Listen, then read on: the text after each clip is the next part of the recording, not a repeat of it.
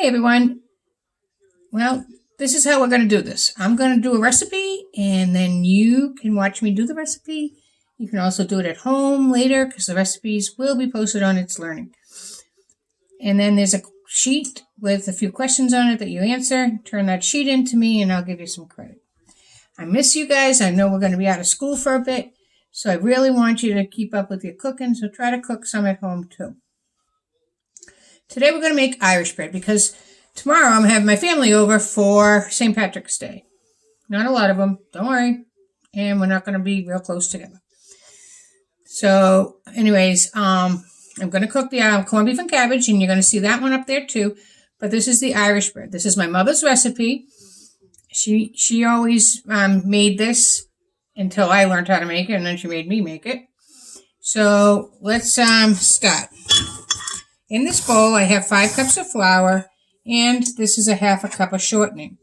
I'm going to put the shortening into the flour and rub it until it becomes little balls, just to incorporate it. I don't normally cook with shortening, but this is an old recipe, and that's what they had back in like the Depression time to use. They didn't use butter, they used shortening. So I have to use shortening.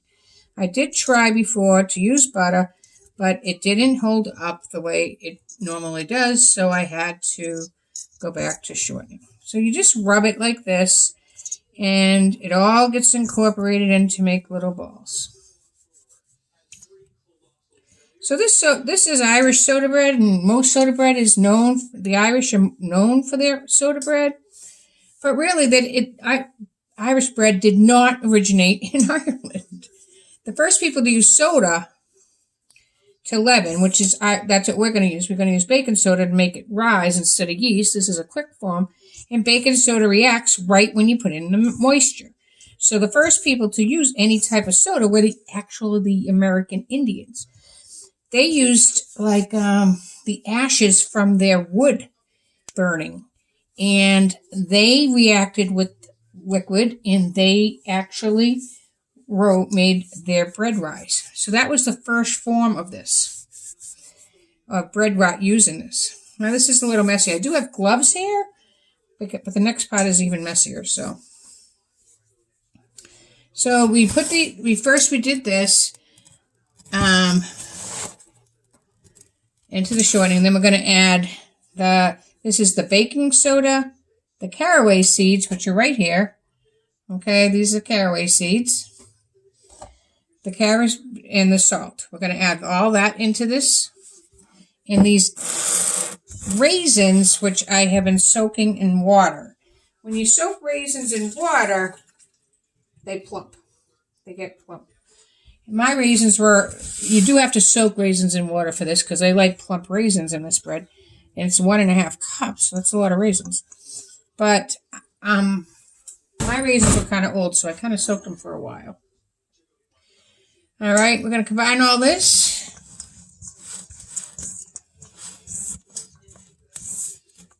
First, and then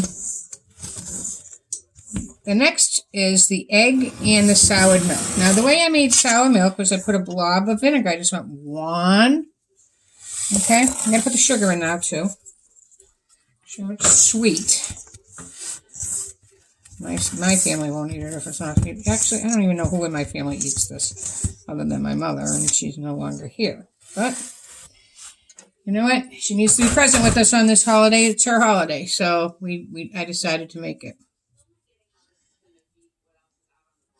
Okay, so now I'm going to take this egg, break it into my milk, which is thickened because it's soured. And this is 2 cups of milk, 1 egg.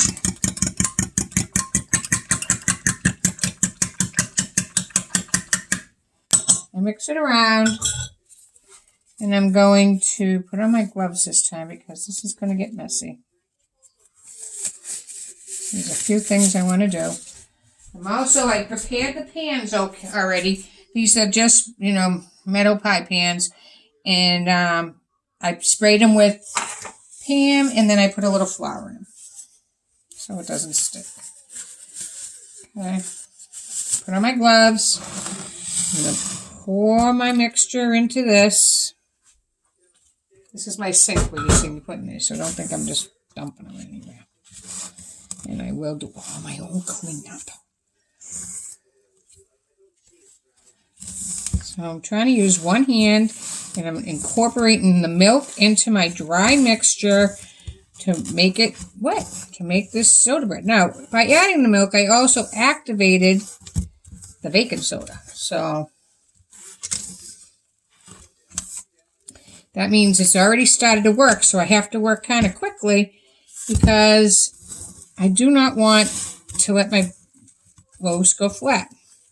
Now this recipe makes 2 loaves of Irish bread.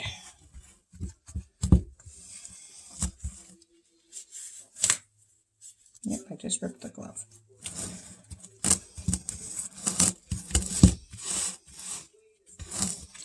That's because the gloves are size large, and I got very large hands. Probably should have extra large, but they didn't have extra large last time I bought my gloves. I just bought these boxes Job Lot today.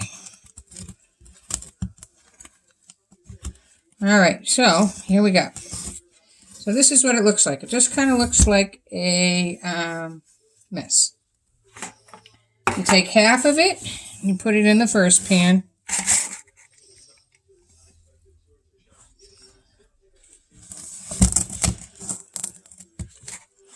And then you take the other half and put it in the next pan.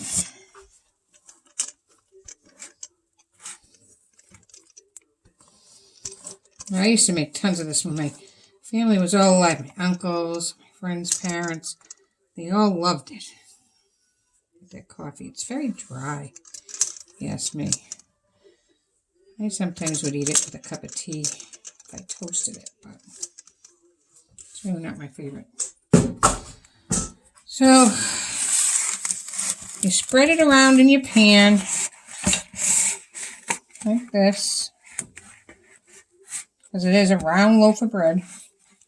Now, some places will still make theirs on top of the stove in a cast iron pan. That's a way of doing it also. But my mother didn't do it that way, so I don't do it that way. Alright. There goes those gloves. You take this wooden spoon and you put the sign of the cross on there. Now, you don't have to do this. And some people said, my mother used to say, oh, it lets the devil out. But other people say, oh, it helps you cut the bread into quarters later. Either way, every recipe you find probably will say put the sign of the cross on it, so you do. I'm cleaning up the sides of my pan a little bit because that'll burn. This bakes at 450 degrees for 10 minutes, and then it goes down to 350 degrees for 30 minutes. So I will show you the finished product when it comes out. But that's how easy it is to make Irish soda bread. Doesn't make that much of a mess. And it's pretty easy. I hope you liked watching this. And let me tell you, I sure do miss you guys. Have a great day.